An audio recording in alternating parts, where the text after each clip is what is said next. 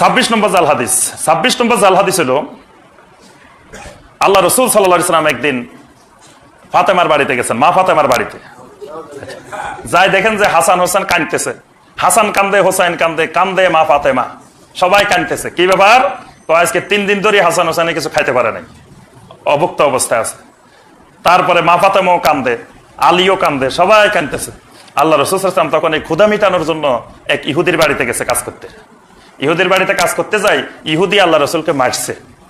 আহারে দেখো, হাসান হোসাইনের ক্ষুধা মিটাইতে চাই, আল্লাহ রসুল মাইরও খাইছেন ইহুদির হাতে। তাও কি কষ্টে দিন যাপন করছে। হাসান হোসেনের জারি শুনে নাই এমন মুসলমান বাংলাদেশে নাই। হাসান হোসেনের জারি খুব কমন, প্রসিদ্ধ জারি, সবার মুখে মুখে।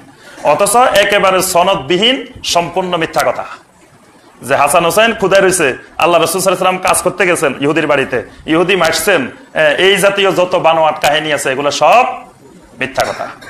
27 নম্বর জাল হাদিস। 27 নম্বর হলো বেলালের জারি। বেলালের জারি শুনছেন?